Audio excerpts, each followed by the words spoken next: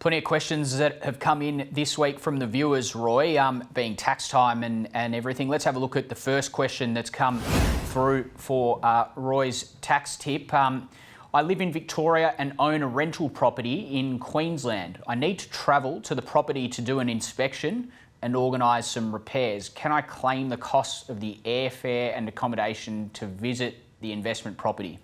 Interesting question. To this viewer, 4 years ago the answer would have been yes, we could claim travel to an investment property, but the government have changed the rules. We can no longer claim travel. So the accommodation, airfare or any kilometres are not a tax deduction for you to travel to your investment property. The government closed that loophole and I understand why. Dave, you and I could have bought a house in Paris and have to go and inspect it every couple of years and claim the travel as a tax deduction. I think every couple of months, Roy. So you can see why they closed it down. I think the system was abused, so we can't claim travel to an investment property anymore. Federal government that legislates on this, or state government? Definitely federal government. Federal government. Okay, next question. Up on the screen here is, I've been requested by my employer to get a flu shot this year. Can I claim the cost of a flu shot as a tax deduction? Yeah, great question. You would normally think the answer is yes because you've been told to get it by the employer, but the flu shot is classed as medical and medical is not a tax deduction on your tax return, even if the employer tells you to go get a flu shot. Secondly, flu shots are free, I believe, so you haven't paid anything, but maybe you were inquiring about the travel to get the flu shot, but you can't claim that either because it's related to the flu shot. So sorry to that person, you cannot claim the flu shot as a tax deduction. Final question for today. You've done well so far, Roy. Plenty of hard ones today. I work from home and have done so since the pandemic began. I am on Zoom for meetings 1 day per week and my dog yaps the whole time. I now put the dog in doggy daycare 1 day per week. Can I claim the cost of doggy daycare? No, you cannot claim the cost of doggy daycare. Awesome question, but it has the same application in law as it does if you have a child at home who's crying or whinging, or a young child you just got to care for. If you put that child into child care, can you claim that because it allows you to work? The answer is no to that as well. So the doggy daycare is out, I'm afraid. Maybe, like childcare, the answer to that is government subsidy. They should put a government subsidy in for doggy daycare. For doggy daycare to allow people to work from home.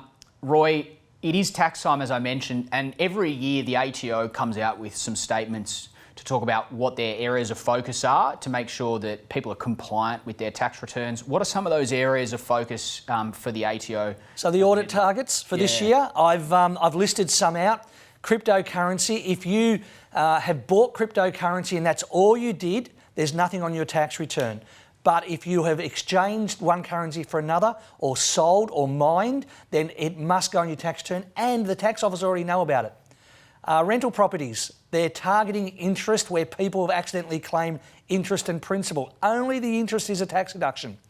Car costs, they're requesting logbooks. And they're doing this on some occasions before they've issued the refund. So we're seeing letters to clients saying, send us details of your car costs and your logbook. More work from home hours. So if you're putting work from home, let's say 48 weeks at 40 hours per week, that means you're not going to have the uniform cost, you're not going to have laundry of uniform, and you're likely to have less travel. So they're doing some data matching on that. And this new letter that's coming out that we're seeing, they delay the refund by 4 weeks and give you an opportunity to send in your information and evidence of what you put on your tax return, only if your deductions are outside benchmarks. And if that happens, you've got 4 weeks to supply the information. If you don't, they do the tax refund on the basis that none of those deductions are allowed. So you've really got to respond to the letter if you get one. It's interesting. I think that...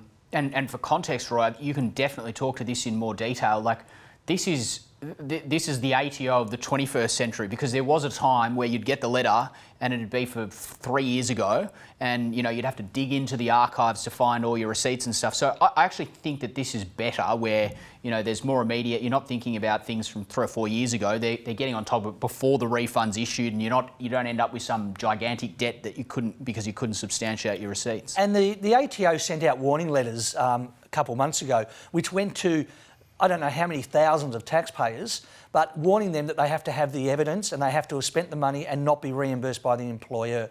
So this is just a backup. And if you're outside benchmarks on any of the claims that you make, whether it's car related or work related or donations, if you're outside the benchmarks for your occupation, then the chances are you will get this letter. So think carefully before you just invent figures. Make sure you've got the receipts for them.